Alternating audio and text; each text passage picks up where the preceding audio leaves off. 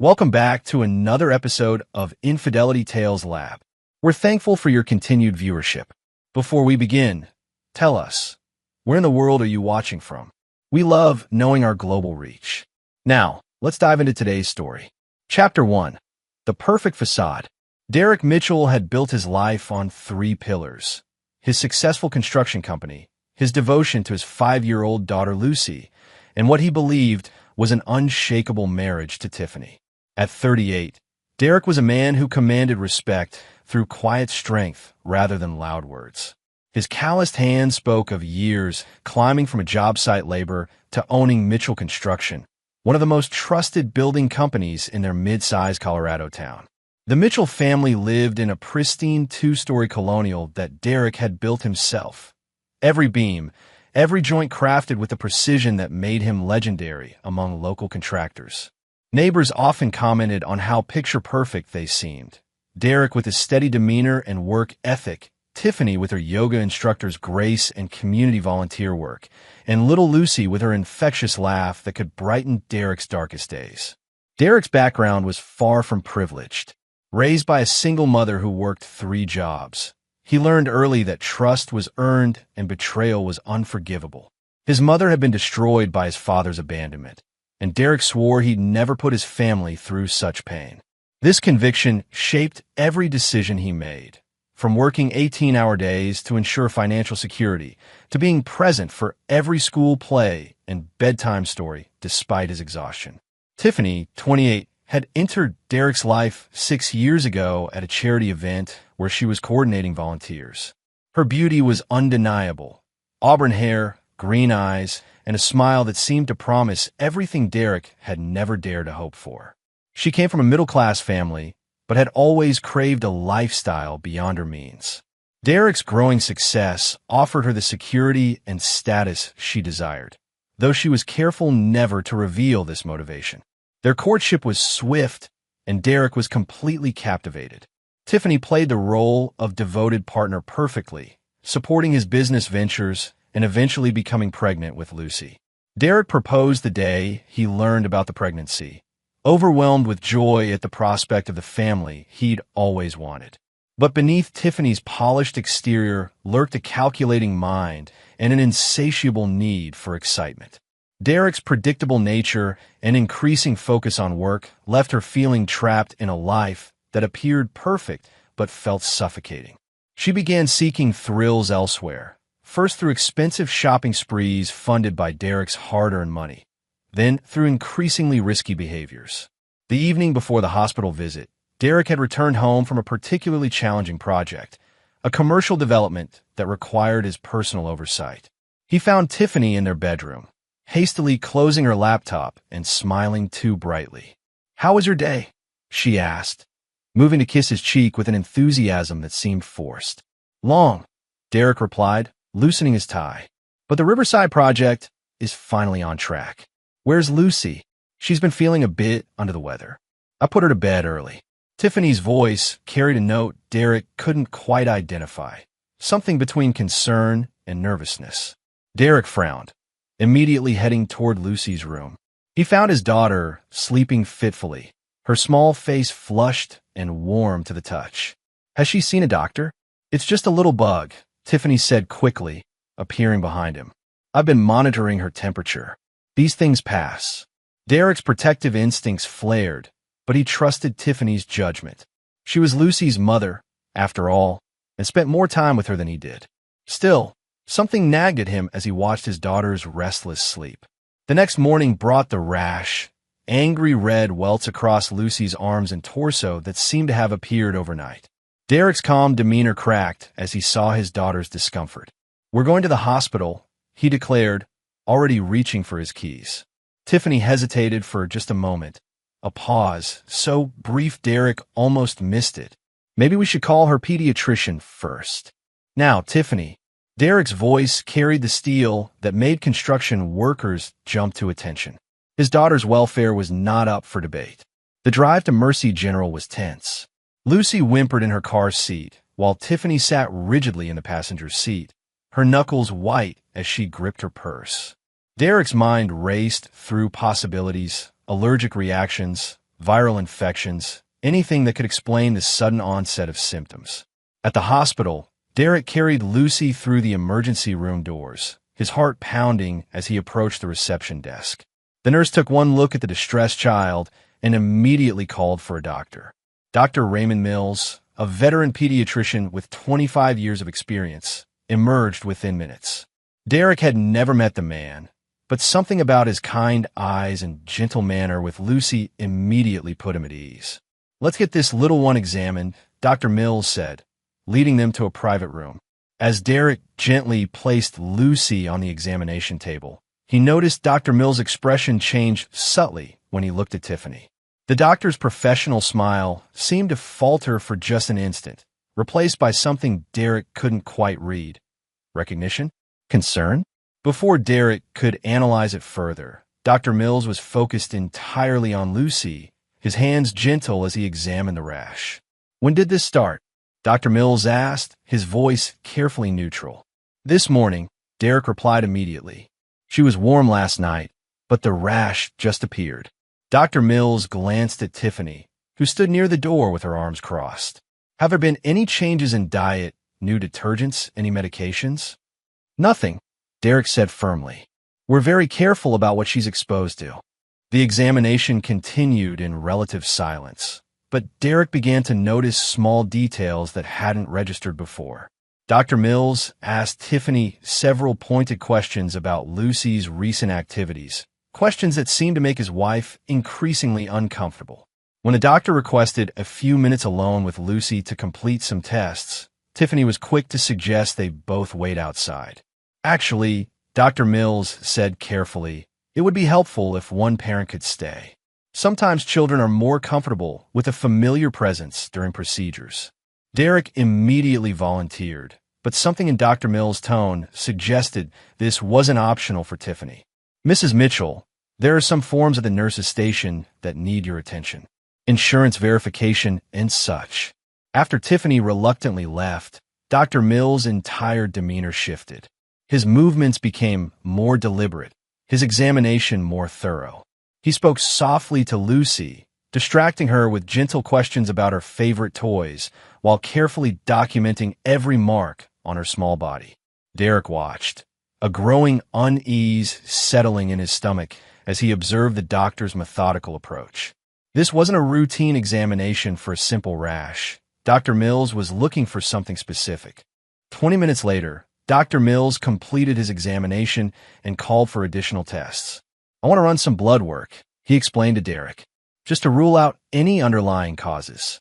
As they waited for Tiffany to return, Dr. Mills seemed to struggle with an internal decision. He glanced toward the door multiple times before finally speaking in a voice barely above a whisper. "Mr. Mitchell, I need to ask you something, and I need you to be completely honest. Has Lucy had any similar episodes recently? Any unexplained illnesses or symptoms?" Derek thought carefully. Over the past few months, Lucy had indeed seemed to have more than her share of minor ailments, stomach bugs, headaches, unusual fatigue. Tiffany had always been quick to explain them away, and Derek had attributed them to the normal childhood illnesses that came with starting kindergarten. "There have been a few things," Derek admitted slowly, "but nothing serious. My wife handles most of the day-to-day health issues since I'm at work." Dr. Mills nodded grimly, as if Derek's answer confirmed something he'd suspected. The door opened, and Tiffany returned with the paperwork, her expression carefully composed, but her eyes darting between Derek and the doctor. "How is she?" Tiffany asked, moving to stroke Lucy's hair with a tenderness that seemed almost performative. "We're running some additional tests," Dr. Mills replied carefully. "I'll have the results within an hour." The next hour passed in agonizing slowness. Derek held Lucy's hand while she dozed fitfully, the sedative Dr. Mills had given her for the blood draw, making her sleepy. Tiffany spent most of the time on her phone, claiming she was updating her mother and canceling her afternoon appointments. Derek found himself studying his wife with new eyes. In 5 years of marriage, he'd always seen her as Lucy's devoted mother, perhaps sometimes overly cautious, but never anything other than loving. Now, in the sterile hospital environment, he noticed things that had previously escaped his attention. The way she seemed almost relieved when Lucy was sleeping, the practiced nature of her maternal gestures, the subtle tension that seemed to radiate from her whenever Dr. Mills was present. When Dr. Mills finally returned with the test results, his expression was carefully controlled, but Derek caught something dark in his eyes. "The good news is that Lucy is going to be fine," he began, and Derek felt a wave of relief wash over him. "What caused the rash?" Derek asked. Dr. Mills hesitated, glancing once more at Tiffany before answering. "It appears to be a reaction to a substance that isn't typically found in household products. I like to keep her for observation for a few more hours, just to be safe." Something in the doctor's tone suggested there was more to the story, but before Derek could ask follow-up questions, Dr. Mills was already moving toward the door. "I'll be back to check on Lucy shortly. Mr. Mitchell, could I speak with you privately for a moment?" Derek followed Dr. Mills into the hallway, leaving Tiffany alone with Lucy. The doctor led him several feet away from the room before stopping and checking to ensure they wouldn't be overheard. "Mr. Mitchell," Dr. Mills began, his voice heavy with the weight of what he was about to say, "I want you to know that everything I'm about to tell you is being documented officially, and I've already notified the appropriate authorities." Derek's blood ran cold. "What are you talking about?" Dr. Mills reached into his coat pocket and withdrew a small piece of paper, folded carefully. "I can't discuss this in detail here, but you need to read this when you're alone. What I can tell you is that your daughter has been systematically poisoned with small doses of household chemicals over an extended period." The words hit Derek like a physical blow. "Poisoned? That's impossible. Who would?" He stopped, the implications of Dr. Mills' careful behavior suddenly becoming clear. "I can't say more here," Dr. Mills said quietly, pressing the note into Derek's hand. "But you need to protect your daughter, and you need to do it carefully. Don't let on that you know anything until you've read what I've written and taken appropriate action." Derek's hands trembled as he pocketed the note, his mind reeling with the implications. His daughter, his innocent, beautiful daughter, had been intentionally harmed. And if Dr. Mills' behavior was any indication, the person responsible was someone close to home. As Derek walked back toward Lucy's room, his vision seemed to narrow to a tunnel. Every instinct he possessed screamed for immediate action, for confrontation, for justice. But Dr. Mills' warning echoed in his mind. He needed to be careful, strategic. His daughter's safety depended on his next moves. Through the small window in the door, he could see Tiffany sitting beside Lucy's bed, her hand gently stroking their daughter's hair. To any observer, she would have appeared to be the picture of maternal concern. But Derek was no longer any observer. He was a father who had just learned that someone had been systematically harming his child. The note in his pocket felt like it weighed 1,000 pounds as Derek prepared to return to the room and face whatever truth Dr. Mills had documented. His life, as he had known it for the past 5 years, was about to change forever. Chapter 2. The Unthinkable Truth. Derek forced his expression into careful neutrality as he re-entered Lucy's room. Tiffany looked up at him with what appeared to be genuine concern, her green eyes searching his face for information about the doctor's prognosis. "What did Dr. Mills say?" she asked, her voice carrying just the right note of maternal anxiety. "He wants to keep her for observation," Derek replied carefully, settling into the chair on the opposite side of Lucy's bed. Standard precaution with these types of reactions. Tiffany nodded, seemingly satisfied with this explanation. "Poor baby," she murmured, leaning down to kiss Lucy's forehead. "At least she's sleeping comfortably now." Derek watched this display of maternal affection with new eyes, Dr. Mills' words echoing in his mind. Systematically poisoned. The phrase seemed impossible, incomprehensible. Yet as he observed Tiffany's behavior, he began to notice subtleties that had previously escaped his attention. The way her concern seemed almost theatrical, the practiced nature of her gentle touches, the subtle relief in her posture now that Lucy was sedated. "I should call work," Derek said, standing abruptly. "Let them know I won't be in for the rest of the day." "Good idea," Tiffany agreed quickly. "I'll stay with Lucy." Derek stepped into the hallway, his heart pounding as he moved toward the restroom Dr. Mills had indicated with a subtle gesture. Once inside, He locked the door and pulled out the folded note with shaking hands.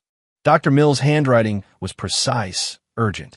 Mr. Mitchell, I've treated your daughter 3 times in the past 4 months under your wife's name at different urgent care centers.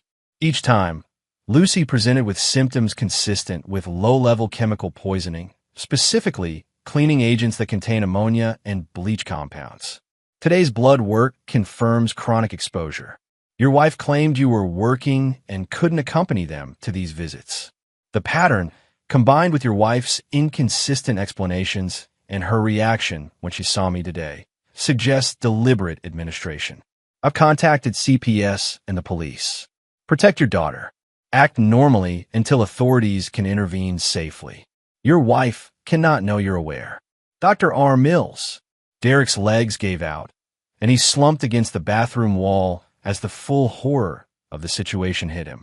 His wife, the woman he'd trusted with their daughter's life, had been slowly poisoning Lucy.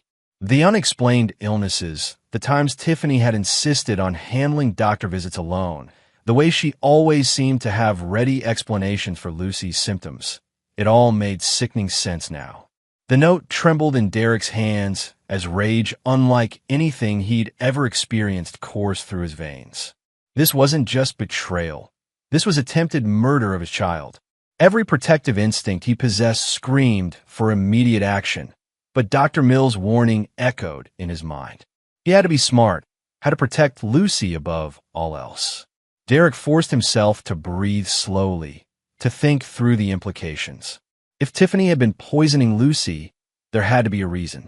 People didn't harm children without motivation, especially not their own children. What could she possibly gain from making Lucy sick? As Derek splashed cold water on his face, trying to regain his composure, fragments of memory began forming a disturbing pattern. Tiffany's increasing frustration with her quiet life, her complaints about Derek's long work hours, her recent mood swings, and secretive behavior. And then there were the financial irregularities he'd noticed. Credit card charges she'd explain away, cash withdrawals that seemed excessive for household expenses. A horrifying possibility began to take shape in Derek's mind. What if Lucy's illnesses weren't random acts of cruelty, but part of a larger plan? What if Tiffany was deliberately making Lucy sick to create a pattern of Derek's absence during medical emergencies, painting him as an uninvolved father? In a custody battle, such evidence could be devastating. Derek's phone buzzed with a text message, jolting him from his dark thoughts. The message was from an unknown number. Police are en route. Return to room. Act normal. Detective Rodriguez will identify herself discreetly. Dr. Mills had moved quickly. Derek deleted the message and returned to Lucy's room, where he found Tiffany scrolling through her phone while Lucy continued to sleep peacefully. Work understanding? Tiffany asked without looking up. Of course, Derek replied, settling back into his chair. Family comes first.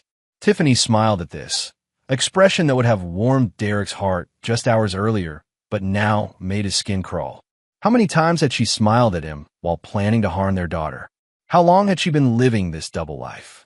I've been thinking, Tiffany said casually, maybe we should consider getting Lucy a more thorough evaluation. These little illnesses seem to be happening more frequently. Derek's blood chilled at the manipulation in her voice. She was already setting up the narrative, already preparing to blame him for not being attentive enough to Lucy's declining health. What kind of evaluation? Derek asked carefully. Maybe some allergy testing, immune system workup. Sometimes children have underlying conditions that don't present obviously. Tiffany's tone was reasonable, concerned. The perfect worried mother seeking answers for her child's mysterious ailments. Before Derek could respond, there was a soft knock on the door. A woman in her 40s with kind eyes and a professional demeanor entered the room. She wore civilian clothes, but carried herself with the unmistakable bearing of law enforcement. Mr. and Mrs. Mitchell? I'm Detective Rodriguez. Dr. Mills asked me to stop by and check on Lucy's progress. Derek felt a surge of relief at the detective's arrival, though he was careful not to let it show. Tiffany looked puzzled but not alarmed. Exactly the reaction of an innocent person being visited by police in a hospital setting. Is this about the rash? Tiffany asked. Surely this isn't a police matter. Detective Rodriguez smiled warmly. Not exactly. Dr. Mills is very thorough in his documentation, and when we see certain patterns in pediatric cases, we like to follow up. It's mostly paperwork, but I do need to ask a few routine questions. What followed was a masterclass in careful interrogation. Detective Rodriguez asked seemingly innocent questions about Lucy's medical history, her daily routine, who had access to her food and drinks, what cleaning products were used in the home. Derek watched Tiffany answer with what appeared to be complete honesty, her responses painting the picture of a devoted mother dealing with a child prone to minor illnesses. But Derek now knew what to listen for, and he caught the subtle inconsistencies in Tiffany's timeline, the way she downplayed certain symptoms while emphasizing others, the almost imperceptible tension that crept into her voice when discussing specific incidents. Mrs. Mitchell, Detective Rodriguez said casually, Dr. Mills mentioned that you've brought Lucy to urgent care several times recently. Has she been having more health issues than usual? Tiffany's pause was barely noticeable. She started kindergarten this year. You know how it is. Kids pick up everything when they're first exposed to classroom environments. Of course, Detective Rodriguez agreed. And you've been handling most of these medical visits? Derek works such long hours, Tiffany explained, reaching over to touch his hand in a gesture of support. I try to handle the day-to-day stuff so he can focus on providing for us. Derek felt sick at her touch, at the way she so effortlessly played the role of supportive wife while systematically destroying their family. He wanted to pull his hand away, to confront her with what he now knew, but Dr. Mills' warnings held him in check. Detective Rodriguez made notes on a small pad, her expression remaining neutral throughout the questioning. I think that covers everything for now. Dr. Mills should have Lucy's final test results soon, and then you can probably take her home. After Detective Rodriguez left, Derek found himself alone with Tiffany and Lucy once again. The silence in the room felt oppressive, loaded with unspoken truths and hidden agendas. Derek studied his wife's profile as she gazed down at their sleeping daughter, trying to reconcile the woman he'd loved for 5 years with a monster Dr. Mills had revealed her to be. Derek, Tiffany's voice interrupted his dark thoughts. You seem tense. Is everything okay? The question was so loaded with irony that Derek almost laughed. Everything was decidedly not okay. His wife was a would-be child killer. His daughter had been systematically poisoned, and his entire life had been revealed as an elaborate deception. But instead of saying any of this, Derek forced a tired smile. Just worried about Lucy, he said, which was at least partially true. Tiffany nodded sympathetically. She's going to be fine. Kids are resilient. The casual way she dismissed Lucy's suffering made Derek's hands clench into fists. He had to get out of the room before he said or did something that would compromise the investigation. I'm going to grab some coffee, he announced, standing abruptly. Want anything? I'm fine, Tiffany replied, already turning her attention back to her phone. Derek made his way to the hospital cafeteria, his mind racing with questions and implications. Who was Tiffany really? What had driven her to poison their daughter? And most importantly, what was her endgame? As he sat alone with his untouched coffee, Derek's phone buzzed with another message from the unknown number. Need to meet. Parking garage, level 3, southeast corner. Come alone. Derek deleted the message and made his way to the designated location, where he found Detective Rodriguez waiting beside an unmarked sedan. Her friendly demeanor from the hospital room had been replaced by grim professionalism. Mr. Mitchell, she began without preamble. We need to talk about what happens next. Your wife is going to be arrested, but we need to do this carefully to ensure Lucy's safety and preserve the evidence we've gathered. Derek nodded, still struggling to process the reality of the situation. What evidence? Dr. Mills documented everything. Lucy's symptoms, the timeline of her visits, the blood work showing chronic exposure to household chemicals. We've also been in contact with the other urgent care facilities your wife visited. The pattern is clear and consistent. But why? Derek asked, the question that had been tearing at him since reading Dr. Mills' note. Why would she do this to Lucy? Detective Rodriguez's expression darkened. We believe your wife has been building a case for full custody of Lucy.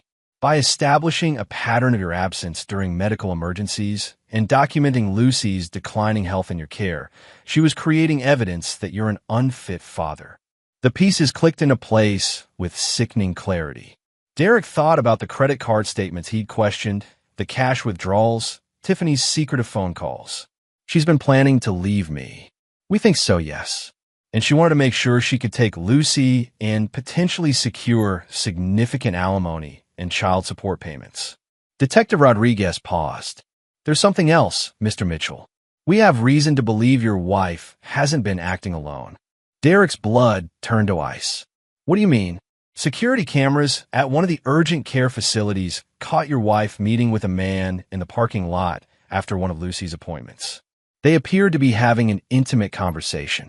The betrayal cut even deeper than Derek had thought possible. Not only had Tiffany been poisoning their daughter, but she'd been cheating on him too. And worse, her lover was apparently complicit in the abuse of an innocent child. Who is he? Derek asked, his voice barely above a whisper. We're still working on identification, but we'll know soon. Detective Rodriguez studied Derek's face carefully. I need you to understand something, Mr. Mitchell. What your wife has done is unspeakable, but the law will handle her punishment. You cannot take matters into your own hands. Derek nodded, but behind his careful expression, something cold and calculating was taking root. The law might handle Tiffany's punishment, but Derek was beginning to form his own ideas about justice. Some betrayals were too deep, too fundamental, to be resolved through conventional means. As Derek returned to the hospital room where his poisoned daughter slept and his treacherous wife waited, he began to understand that his life had been divided into two distinct periods, before he learned the truth and after.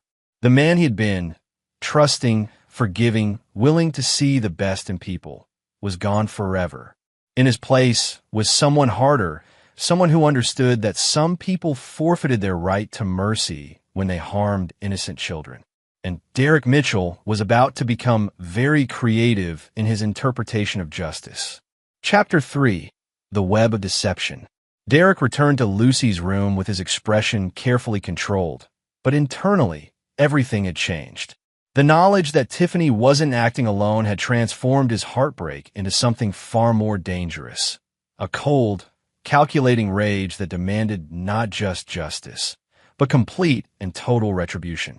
Lucy was beginning to stir, her small eyelids fluttering as the sedative wore off. Derek immediately moved to her side, taking her tiny hand in his much larger one. Daddy.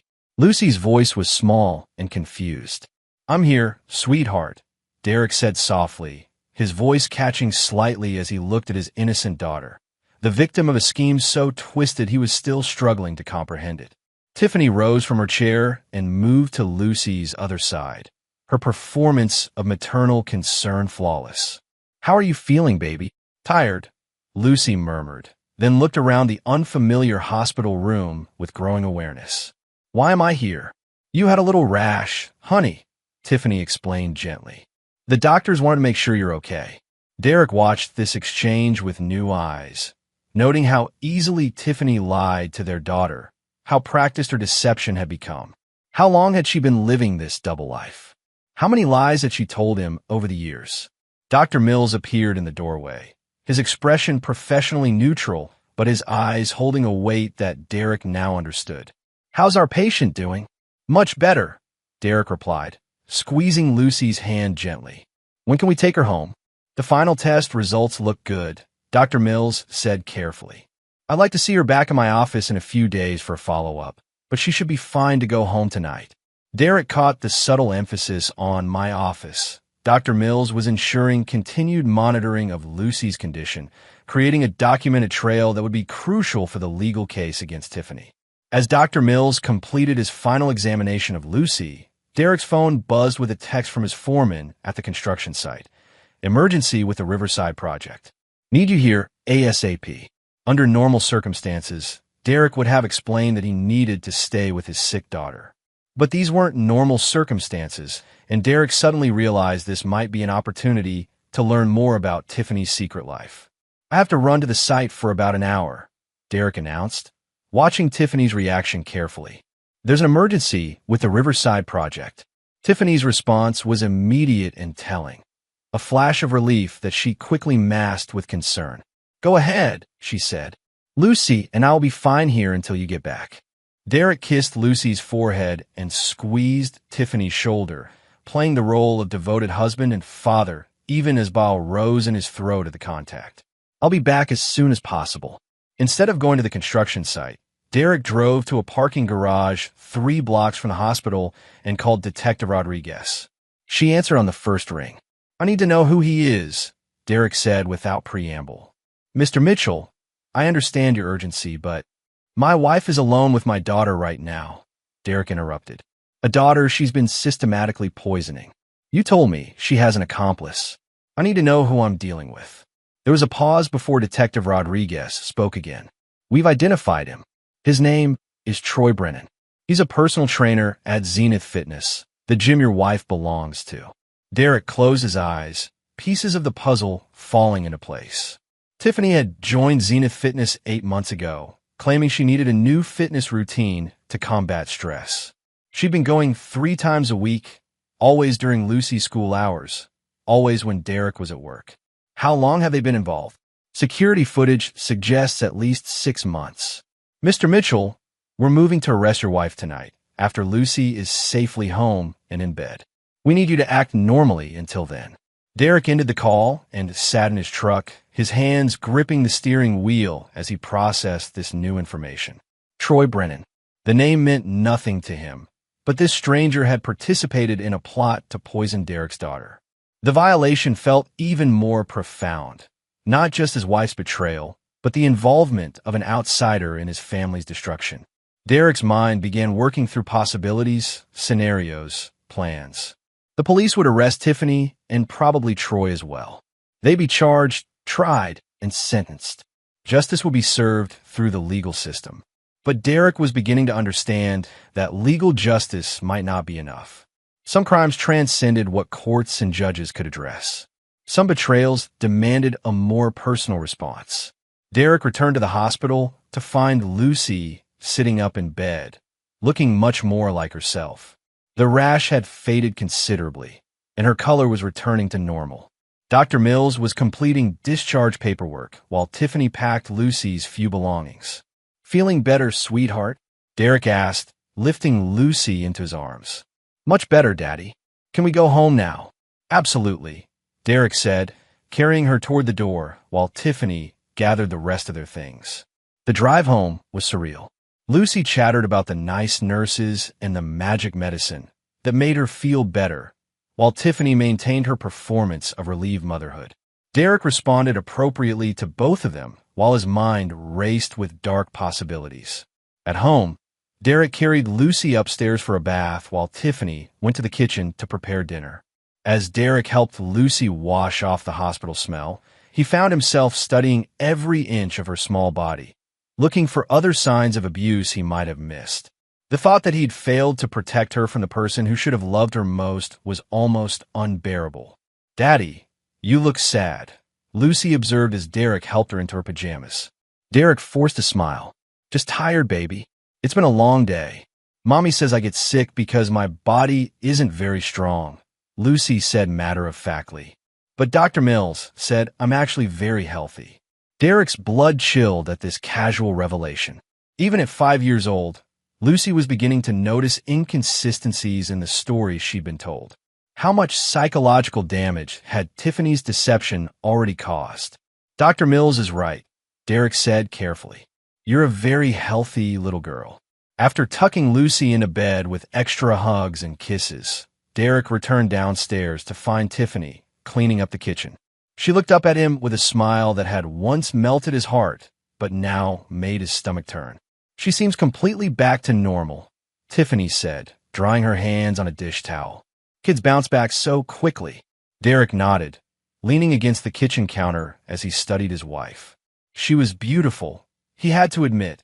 Even knowing what he now knew about her, he could understand how he'd been so completely fooled. But underneath that beauty was something rotten, something capable of harming an innocent child for personal gain. Tiffany, Derek said carefully, can I ask you something? Of course. She moved closer to him, her green eyes wide and trusting. Have you been happy? In our marriage, I mean. The question seemed to catch her off guard. What kind of question is that? I've been thinking about what Dr. Mills said about Lucy's health issues. It made me realize how much I've been at work lately, how much I've been leaving you to handle on your own. Derek forced concern into his voice. I don't want my absence to be putting stress on you or Lucy. Tiffany's expression softened, and for a moment, Derek caught a glimpse of what might have been genuine emotion. Derek, you work hard to provide for us. I understand that. But it's not just about providing, Derek pressed. I want to make sure you feel supported, fulfilled. If there's anything missing in your life, anything you need that you're not getting. For just an instant, Tiffany's mask slipped. Derek saw guilt flash across her features before she recovered her composure. I have everything I need, she said, but her voice lacked conviction. Derek nodded and pulled her into his arms, hating every second of the contact, but needing to maintain his cover. I love you, he said, the words tasting like poison in his mouth. I love you too, Tiffany replied, and Derek wondered if she was capable of understanding what those words actually meant. As they prepared for bed, Derek's phone buzzed with a final message from Detective Rodriguez. Team in position. We'll move at 11 p.m. Keep your daughter safe. Derek deleted the message and climbed into bed beside the woman who had been slowly murdering his child. In less than 2 hours, Tiffany would be arrested, and this chapter of Derek's life would end. But as he lay in the darkness, listening to Tiffany's breathing gradually even out, Derek was already planning what would come next. The legal system would handle Tiffany and Troy according to the law. But Derek was beginning to understand that there were other forms of justice, other ways to ensure that those who betrayed him would pay a price that went far beyond prison sentences and legal penalties. Some people, Derek was learning, forfeited their right to mercy when they crossed certain lines. And poisoning his daughter was a line that could never be uncrossed, never be forgiven, never be forgotten. As the clock ticked toward 11 p.m., Derek Mitchell began his transformation from betrayed husband to something far more dangerous, a man with nothing left to lose and everything to avenge. Chapter 4. The Reckoning begins. At exactly 11:17 p.m., Derek heard the soft knock on his front door that would change everything. He had been lying awake for hours, his body tense as he listened to Tiffany's steady breathing beside him. When the knock came, he felt her stir slightly, but not wake. The sleeping pills she'd been taking for the past month, ensuring she remained unconscious during what would be the most important arrest of Detective Rodriguez's career. Derek slipped out of bed and made his way downstairs, where he found Detective Rodriguez and 3 other officers waiting on his porch. Their expressions were grim but determined, and Derek could see the gravity of the situation reflected in their eyes. Is Lucy safe? Detective Rodriguez asked quietly. Upstairs, sleeping, Derek confirmed. Tiffany took her sleeping medication about an hour ago. Good. We need to do this carefully. We don't want Lucy to be traumatized any more than necessary. Derek led the officers upstairs, his heart pounding as they approached the bedroom where his wife lay sleeping, unaware that her carefully constructed web of lies was about to collapse around her. Detective Rodriguez positioned herself at the foot of the bed while the other officers flanked the sides. Tiffany Mitchell, Detective Rodriguez said in a clear, authoritative voice. Wake up. You're under arrest. Tiffany's eyes snapped open, immediately darting between the unfamiliar faces surrounding her bed and Derek, who stood in the doorway. For a moment, confusion dominated her features, but Derek watched as understanding gradually dawned, and with it, a cold calculation that confirmed everything he'd learned about her true nature. What is this? Tiffany demanded, sitting up and pulling the blanket around herself. Derek, what's happening? Tiffany Mitchell, you're under arrest for child abuse, assault with a deadly weapon, and conspiracy to commit kidnapping, Detective Rodriguez announced, beginning to read Tiffany her rights. Derek watched his wife's face as the charges were read, noting the way her expression shifted from confusion to outrage to something that looked almost like relief. There was no shock, no genuine surprise, only the reaction of someone whose elaborate plan had finally been discovered. "This is insane," Tiffany protested as one of the officers moved to handcuff her. "Derek, tell them this is crazy. I would never hurt Lucy." But Derek remained silent, his arms crossed as he observed the woman he'd once loved being arrested for attempting to murder their daughter.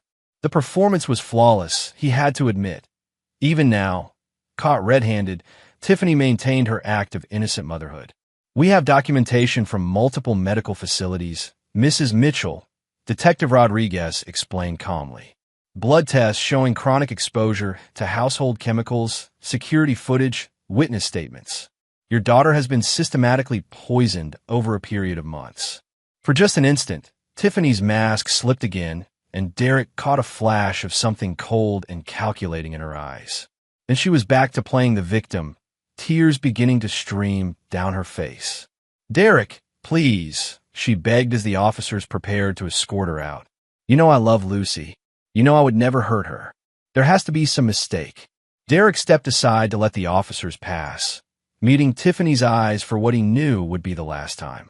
"I know exactly what you are," he said quietly, his voice carrying a finality that made Tiffany's face go pale. As they led her away, Derek heard Lucy's bedroom door creak open. His daughter appeared in the hallway, rubbing her eyes and looking confused by the commotion. "Daddy? What's happening? Where are they taking Mommy?" Derek knelt down and gathered Lucy into his arms, his heart breaking at the innocence in her voice. How do you explain to a 5-year-old that her mother had been slowly poisoning her? How do you help a child understand that level of betrayal? "Mommy had to go away for a while, sweetheart," Derek said carefully. "But you're safe now. I'm going to make sure you're always safe." Lucy buried her face against Derek's shoulder, and he felt her small body trembling. Whether from confusion, fear, or some instinctive understanding of what had transpired, Derek couldn't tell. But he held her tightly, making silent promises about the protection and justice he would provide. Detective Rodriguez approached after the other officers had left with Tiffany. "We'll need Lucy to be examined by a specialist, someone who works with children who've been abused. It's important for the case, but also for her psychological well-being." Derek nodded, still holding Lucy close. "What happens now?" "Tiffany will be arraigned in the morning. Bail is unlikely given the nature of the charges and the ongoing danger to Lucy." Rodriguez paused. "There's something else, Mr. Mitchell. We arrested Troy Brennan an hour ago at his apartment. He had detailed records of his meetings with your wife, including plans for how they intended to frame you as an unfit father." Derek's grip on Lucy tightened involuntarily. "Plans, financial records, custody research, even consultation notes from a divorce attorney." Rodriguez's expression darkened. "They've been planning this for months, Mr. Mitchell. The poisoning was just one part of a larger scheme to destroy your reputation and take everything you've worked for." After Detective Rodriguez left, Derek carried Lucy back to her room and tucked her into bed. As he sat beside her, stroking her hair until she fell back asleep, Derek's mind began working through the implications of what he'd learned. Tiffany and Troy hadn't just betrayed him. They'd orchestrated an elaborate plan to steal his daughter, his business, his entire life. The legal system would punish them according to the law. But Derek was beginning to understand that legal punishment might not be sufficient for crimes this personal, this devastating. Some betrayals demanded a more creative response. Over the next few days, as Derek navigated the initial chaos of Tiffany's arrest and Lucy's medical evaluations, he began to research Troy Brennan with the same methodical precision he brought to his construction projects. What Derek discovered painted a picture of a man who had made predatory behavior his livelihood. Troy was 32, a former amateur bodybuilder who had transitioned into personal training when injuries ended his competitive career. But his real specialty seemed to be targeting wealthy, unhappy wives, women who felt neglected by successful husbands and were vulnerable to the attention of an attractive younger man. Through careful investigation, Derek learned that Tiffany wasn't Troy's first victim.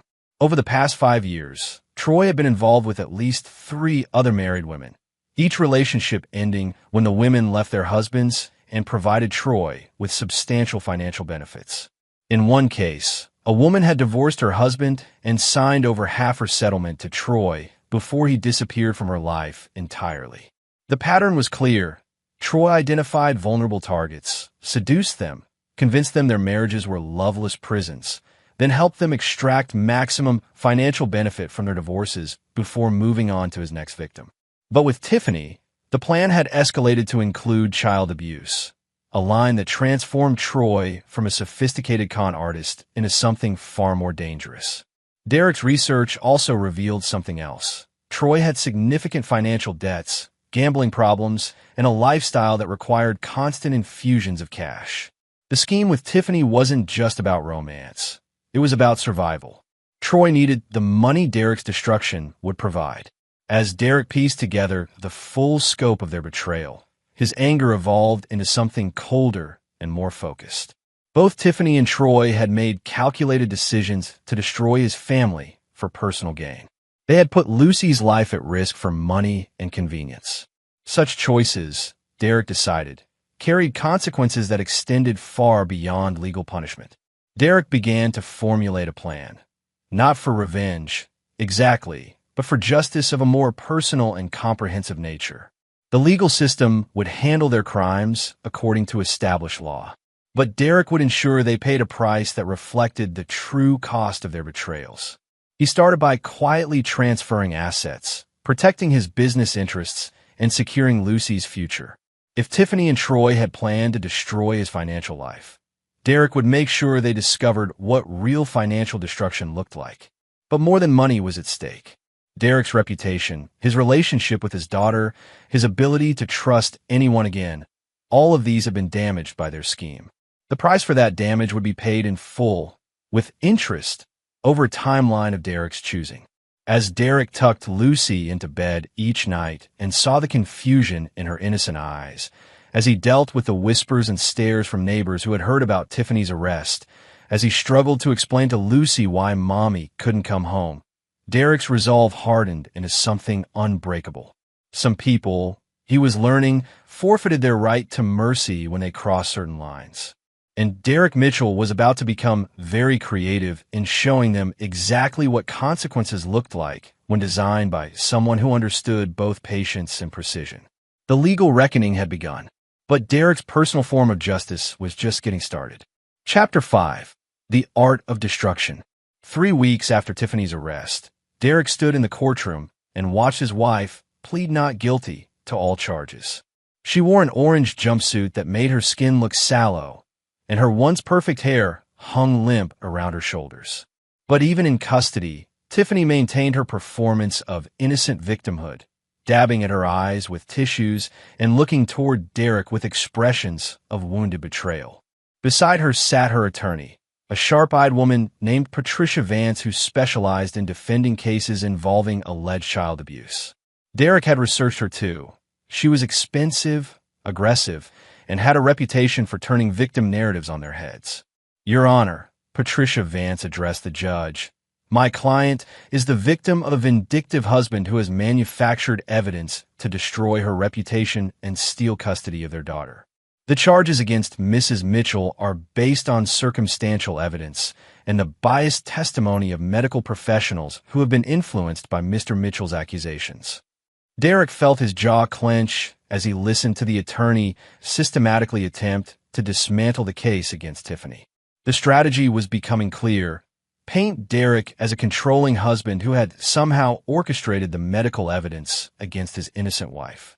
Furthermore, Vance continued, we intend to prove that Mr. Mitchell has been psychologically abusing both my client and their daughter, creating an atmosphere of fear and control that led to the false accusations now before this court. Detective Rodriguez, sitting beside Derek, leaned over and whispered standard defense strategy. They're going to try to flip the script. Derek nodded, but internally, he was taking notes. Every lie Tiffany's attorney told, every false accusation leveled against him, was being cataloged for future reference. They wanted to play victim? Derek would show them what being a victim actually looked like. Troy Brennan's arraignment was scheduled for the following day, and Derek planned to attend that as well. He wanted to see the man who had helped orchestrate his family's destruction, to study his face and manner to understand exactly what kind of person he was dealing with. When Derek did get his first look at Troy in person, he was struck by how ordinary the man appeared. Tall and muscular, certainly, with the kind of artificial charm that probably worked well on lonely housewives, but nothing that suggested the calculating predator Derek knew him to be.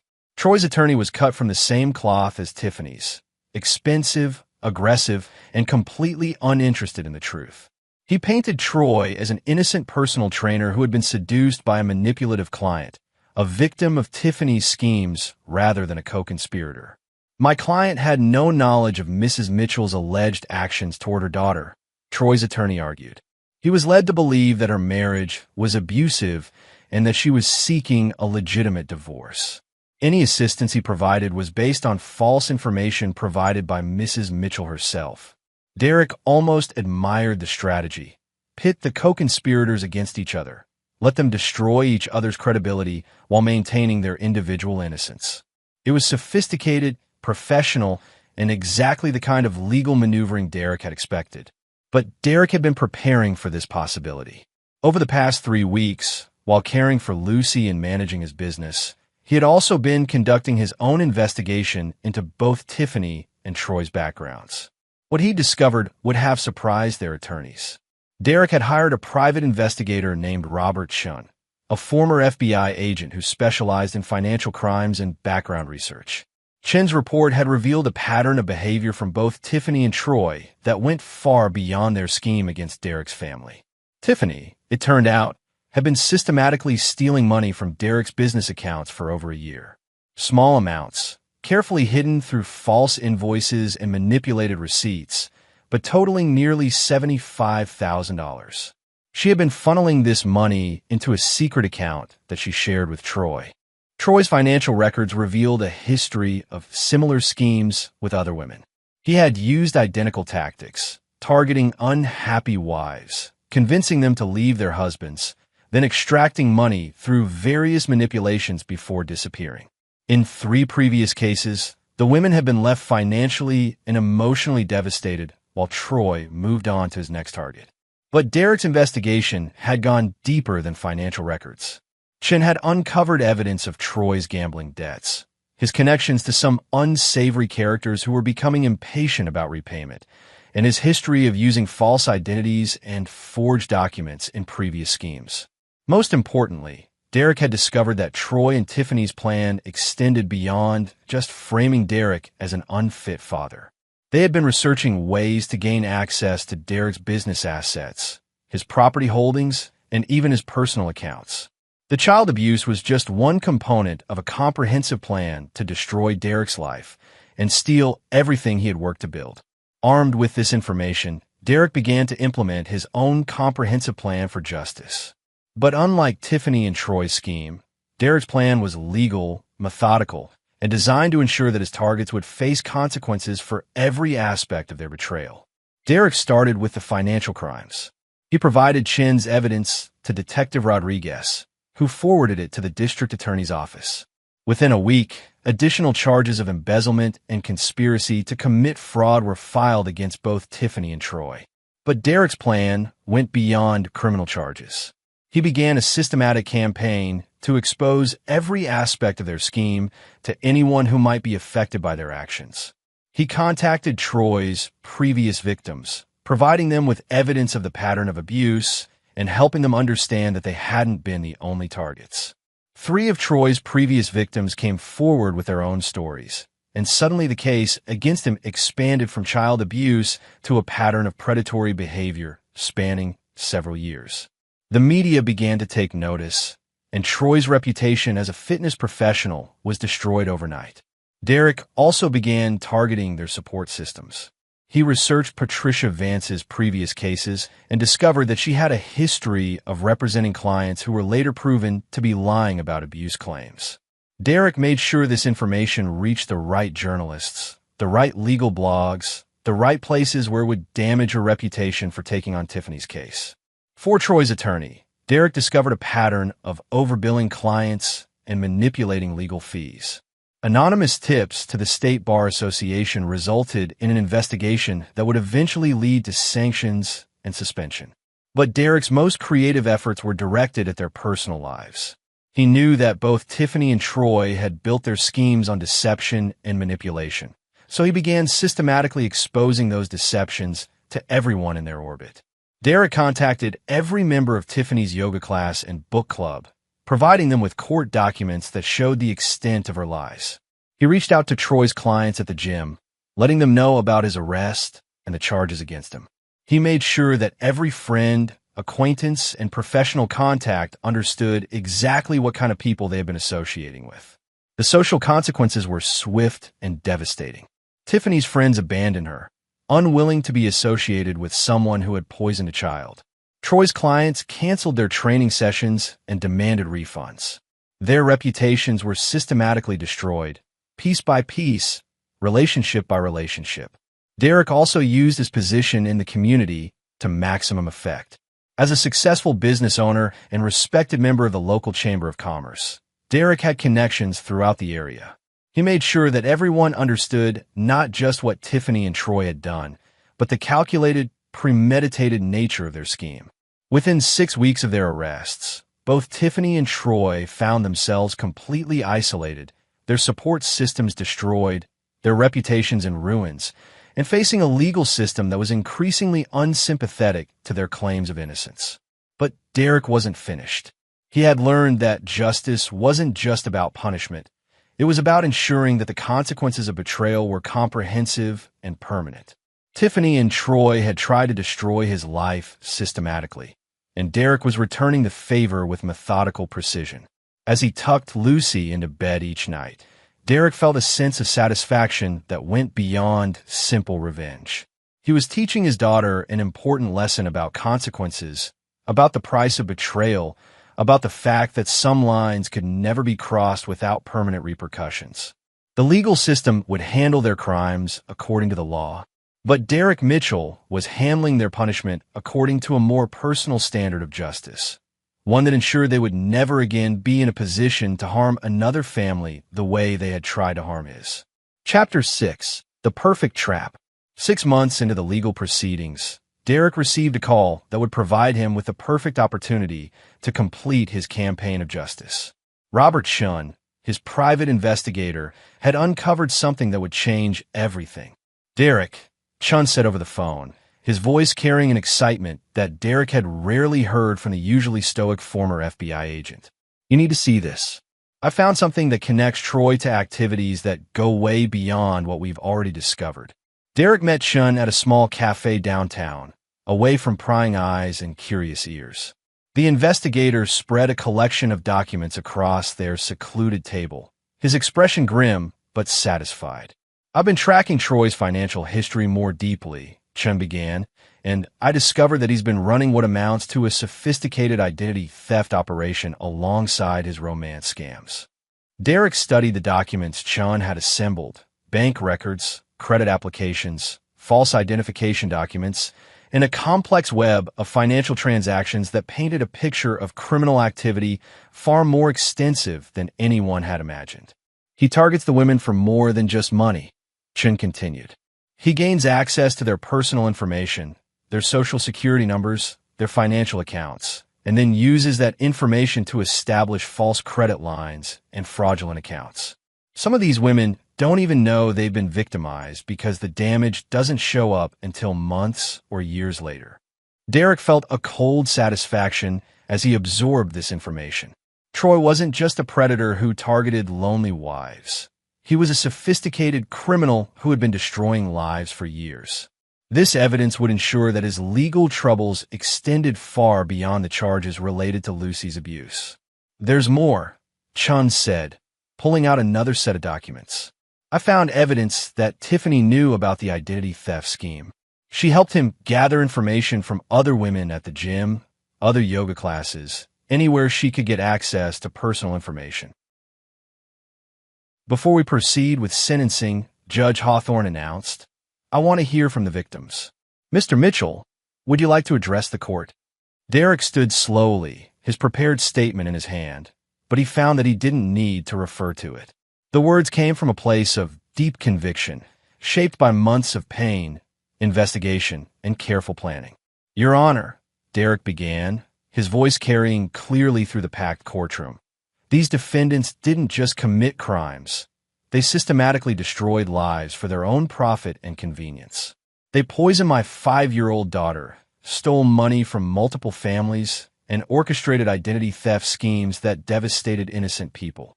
Derek turned to look directly at Tiffany and Troy, his expression cold and unforgiving. But what makes their crimes particularly heinous is the calculating nature of their deception. This wasn't impulsive wrongdoing. It was a carefully planned campaign to destroy families and steal everything those families had worked to build. Derek continued for several minutes, detailing not just the crimes themselves, but the comprehensive investigation that had revealed the full scope of their criminal enterprise. He spoke about the victims who had lost their homes, their savings, their ability to trust anyone again. These defendants have forfeited any right to mercy or forgiveness, Derek concluded. They have proven themselves to be predators who view other people's lives as nothing more than resources to be exploited. I ask this court to impose sentences that ensure they will never again be in a position to harm innocent families. One by one, the other victims addressed the court. Each story was heartbreaking. Elderly women who had lost their retirement savings, single mothers who had been left financially devastated, families who had been forced into bankruptcy by fraudulent activities they hadn't even known were occurring. Derek watched Tiffany and Troy's faces during these victim impact statements. Tiffany maintained her mask of remorseful innocence, dabbing at her eyes with tissues and looking appropriately sorrowful. But Derek could see the calculation behind her performance, the way she was still trying to manipulate the situation to her advantage. Troy's reaction was more telling. As victim after victim described the devastation he had caused, Derek saw flashes of something that might have been genuine emotion. Whether guilt, fear, or simply frustration at being caught, Derek couldn't tell. When all the victims had spoken, Judge Hawthorne addressed the defendants. Mrs. Mitchell, Mr. Brennan, you have pleaded guilty to charges that represent some of the most systematic and heartless criminal behavior I have encountered in 20 years on the federal bench.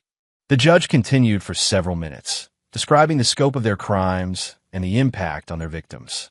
Derek felt a deep satisfaction as Judge Hawthorne methodically dismantled any remaining pretense that these had been crimes of passion or desperation. Mrs. Mitchell, Judge Hawthorne said finally, you have been convicted of child abuse, conspiracy to commit fraud, identity theft, and racketeering. The federal sentencing guidelines recommend 15 to 20 years imprisonment. However, given the systematic nature of your crimes and the particular vulnerability of your primary victim, your own daughter, I am sentencing you to 25 years in federal prison without the possibility of parole.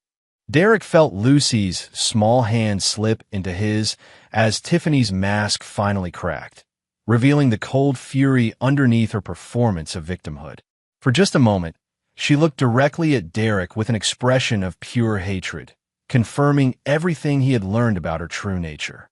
Mr. Brennan, Judge Hawthorne continued, your role as the architect of these schemes makes you even more culpable. You targeted vulnerable women, gained their trust, and then systematically destroyed their lives for financial gain. You bear responsibility not just for your own actions, but for enabling and directing Mrs. Mitchell's abuse of her daughter. Derek watched Troy's face as the judge spoke, noting the way his composure finally began to crack as the reality of a situation became undeniable. Mr. Brennan, I hereby sentence you to 35 years in federal prison without the possibility of parole. Additionally, both defendants will be required to pay full restitution to all identified victims, and all assets will be forfeited to the federal government for distribution to those you have harmed. As the bailiffs moved to escort Tiffany and Troy from the courtroom, Derek felt a sense of completion that went beyond simple satisfaction. Justice had been served, but more importantly, Derek had ensured that the consequences matched the scope of their betrayal.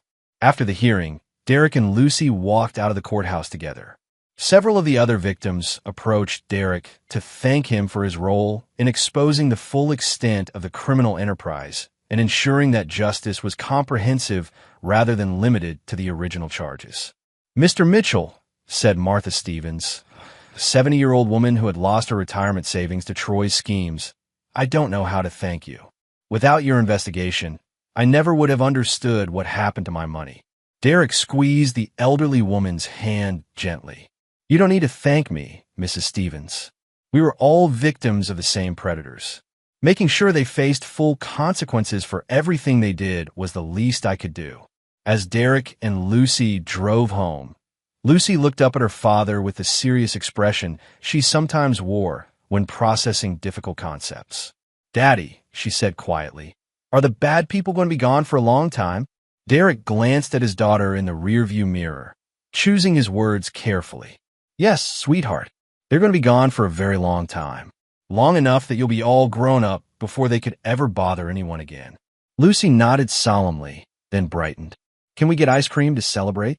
Derek smiled, the first genuinely relaxed smile he'd allowed himself in over a year. "Absolutely. We can get whatever kind you want." As they drove toward the ice cream shop, Derek reflected on what he had learned about justice, betrayal, and the price of crossing certain lines. The legal system had provided the framework for accountability, but true justice had required personal involvement, careful planning, and an unwavering commitment to comprehensive consequences. Derek had become an expert in making sure that people who betrayed his trust faced the full weight of their choices. And he had sent a clear message to anyone who might consider threatening his family in the future. Some lines could never be crossed without permanent, devastating repercussions. Most importantly, Derek had protected Lucy and ensured that she would grow up understanding that her father would never allow anyone to harm her without facing consequences that matched the scope of their crimes. The legal reckoning was complete. But Derek's transformation from trusting husband to ruthless protector was permanent, irreversible, and absolute. Chapter 8: Building a New Legacy. 2 years after the sentencing, Derek stood in the conference room of Mitchell Construction, looking out at the assembled team of investigators, attorneys, and support staff he had carefully assembled. What had started as a personal quest for justice had evolved into something much larger, a comprehensive operation dedicated to protecting families from predators like Tiffany and Troy. "Ladies and gentlemen," Derek addressed the group, "today marks the launch of the Family Protection Initiative. Our mission is simple: identify, expose, and neutralize individuals who prey on families and children." Derek had used the skills he developed during his campaign against Tiffany and Troy to build something unprecedented. A private organization that combined investigative expertise, legal support, and financial resources to protect vulnerable families from sophisticated predators. Robert Chun, now Derek's full-time director of investigations, presented their first case. "We've identified a pattern of behavior similar to Troy's operation in Denver. A personal trainer named Marcus Webb has been targeting wealthy divorced women, gaining access to their children, and we suspect engaging in various forms of abuse and financial exploitation." Derek studied the file Chun presented. The similarities to Troy's methods were striking. The same careful targeting of vulnerable women, the same gradual infiltration of family dynamics, the same systematic exploitation for financial gain. "What's our timeline?" Derek asked. "We can have a complete background report within 2 weeks," Chun replied. "Financial records, previous victims, criminal history, the full profile." Derek nodded. "Do it, and reach out to local law enforcement. I want them fully briefed on what we're finding." The Family Protection Initiative had grown out of Derek's realization that predators like Tiffany and Troy weren't isolated cases. They were part of a larger pattern of sophisticated criminals who targeted families because families were trusting, vulnerable, and often unprepared for systematic deception. Derek had invested heavily in building an organization that could identify these predators before they caused irreparable damage. Using his construction business as a foundation, Derek had created a network of investigators, legal experts, and support personnel who specialized in protecting families from exactly the kind of threats his own family had faced. The initiative operated in a legal gray area. Not quite law enforcement, not quite private security, but something uniquely effective at identifying and neutralizing threats to family safety. Derek had learned that sometimes protecting innocent people required methods and resources that traditional law enforcement couldn't provide. Lucy, now 7 years old, had blossomed in the years since Tiffany's imprisonment. Derek had arranged for the best possible counseling and support, and his daughter showed no lasting psychological damage from her mother's abuse. More importantly, Lucy was growing up understanding that her father would go to any lengths to protect her, a lesson Derek considered invaluable.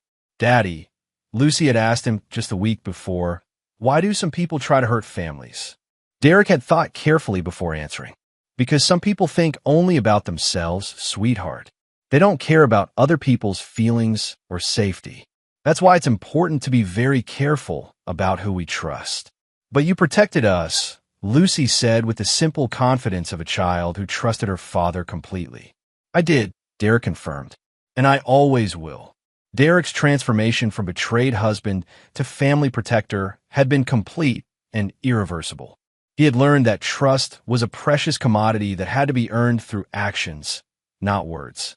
He had also learned that some people forfeited their right to mercy when they crossed certain lines, particularly lines involving the safety of children. The Family Protection Initiative's second case involved a woman named Dr. Sarah Kim, a pediatrician who had been systematically over-medicating children in her care to increase billing and create artificial medical crises that she then solved to enhance her reputation. Derek's team had identified the pattern through careful analysis of insurance records and medical outcomes. Dr. Kim's patients showed statistically improbable rates of certain conditions that required expensive, ongoing treatment, conditions that mysteriously improved when families moved to different doctors. "She's been creating sick children to build her practice," Chin reported to Derek during their weekly briefing. "Some of these kids have been on unnecessary medications for years." Derek felt the familiar cold anger that had driven his campaign against Tiffany and Troy. Adults who harmed children for personal gain represented the worst form of betrayal, a violation of the most fundamental trust between protector and protected. "What do we need to stop her?" Derek asked. "We need more evidence to convince law enforcement," Chin replied. "Medical fraud is complex, and prosecutors want ironclad cases before they move against licensed physicians." Derek nodded grimly. "Then we get them ironclad evidence, whatever it takes." Over the following months, Derek's team conducted one of the most thorough investigations in the initiative's history. They documented every suspicious case, interviewed former patients and families, and built a comprehensive picture of Dr. Kim's systematic abuse of her position. The investigation revealed that Dr. Kim had been harming children for over 5 years, affecting more than 200 families. Some children had suffered permanent damage from unnecessary medications and procedures. Others had been psychologically traumatized by constant medical interventions they didn't need.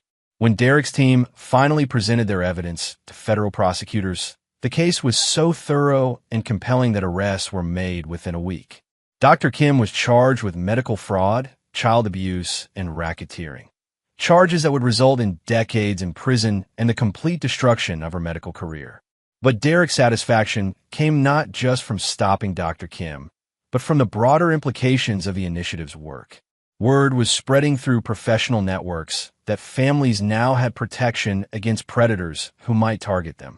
The mere existence of the Family Protection Initiative was serving as a deterrent to those who might consider exploiting vulnerable families. Derek had also begun working with law enforcement agencies to share information and coordinate investigations.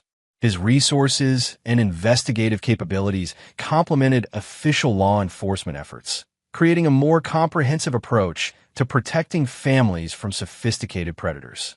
"Mr. Mitchell," Detective Rodriguez said during one of their regular meetings, "what you've built here is remarkable. We're identifying and stopping predators that might have operated for years without detection." Derek nodded, but his expression remained focused. "It's not enough to just stop them," he replied. "We have to make sure the consequences are so severe that others won't consider following in their footsteps." Derek's approach to justice had evolved beyond simple punishment to include comprehensive deterrence.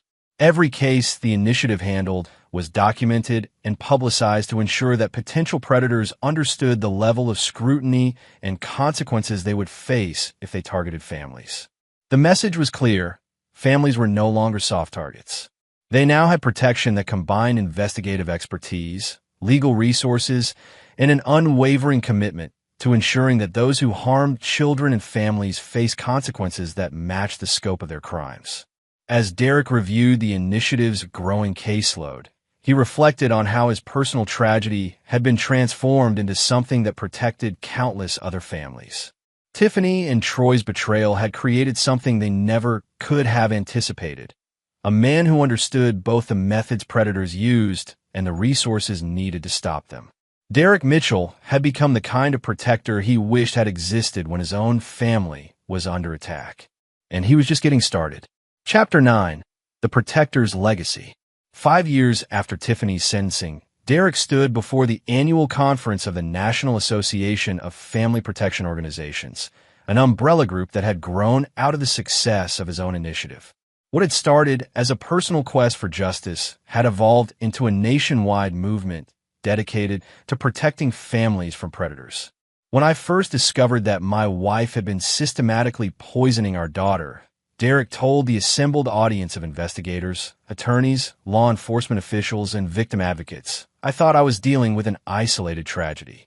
I had no idea that we were actually confronting a much larger problem: sophisticated predators who target families because families are trusting, vulnerable, and often unprepared for systematic deception.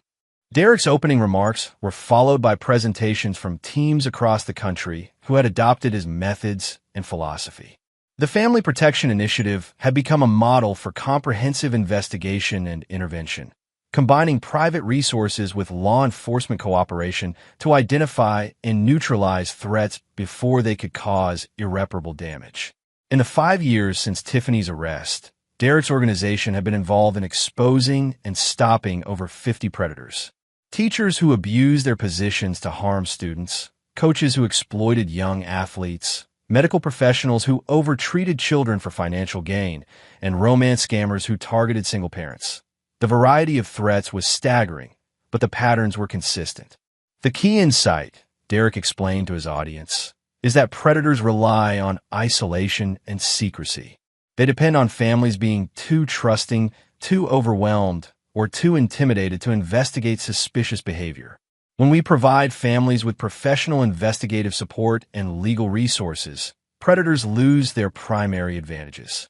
Derek's presentation included case studies that demonstrated the evolution of his methods. The Dr. Kim case had led to the development of medical oversight protocols that helped identify suspicious patterns in pediatric care. The Marcus Webb investigation in Denver had resulted in new screening procedures for fitness and recreational programs involving children.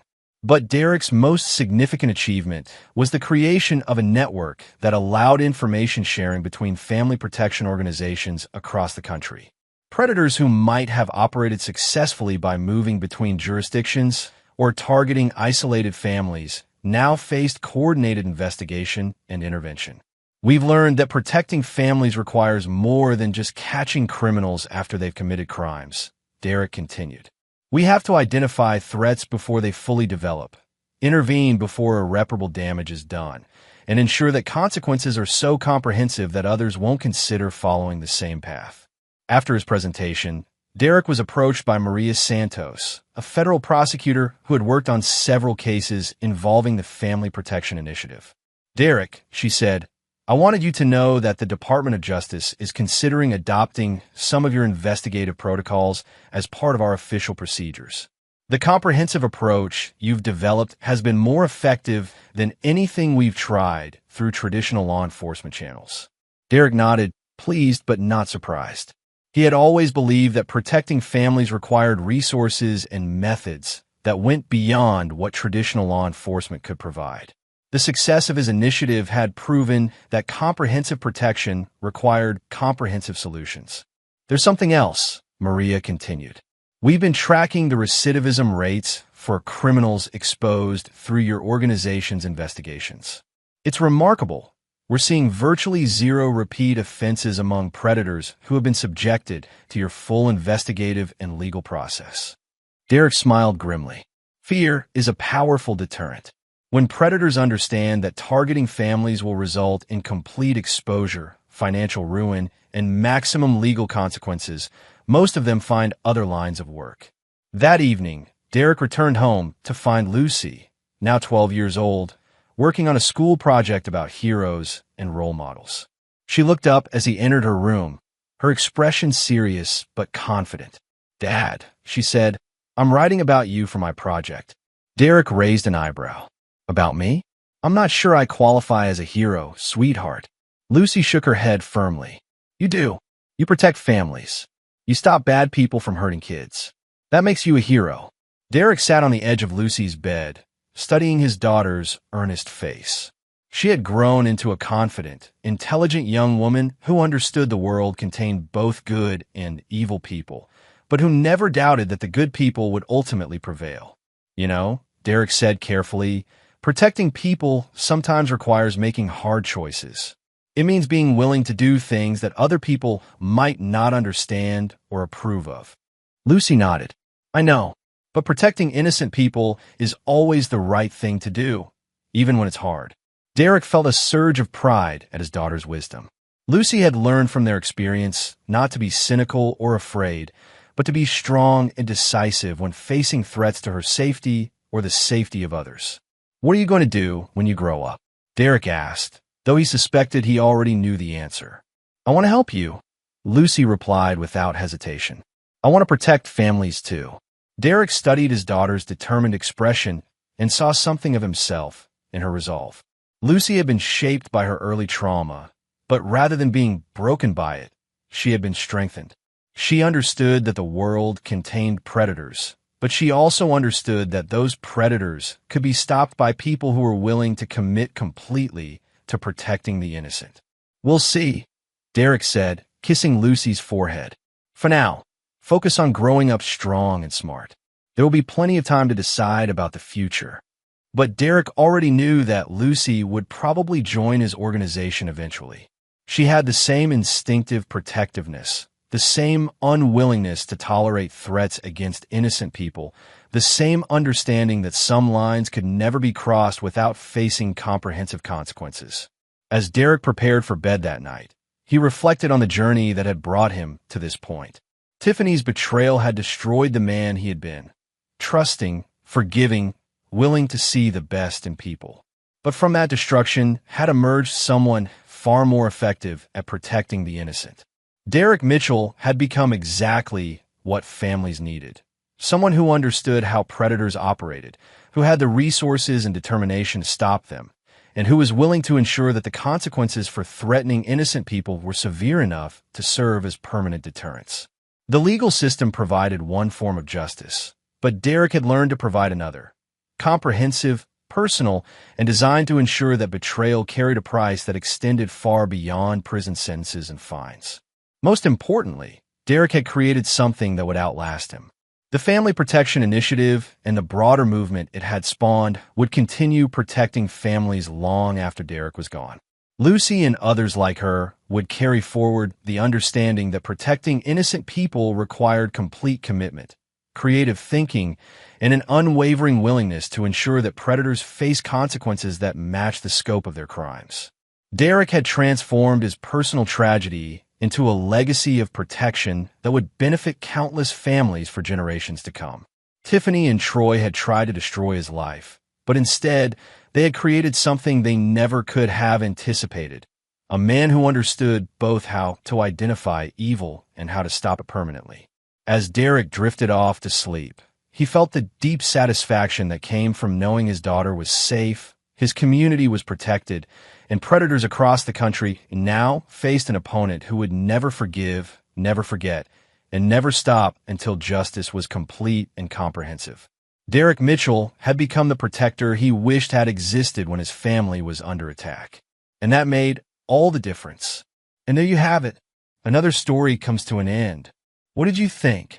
I'd love to hear your thoughts in the comments below. If you enjoy this story, consider joining our community by subscribing. It means the world to us. For more stories like this one, check out the recommended videos on screen. And I'll see you there.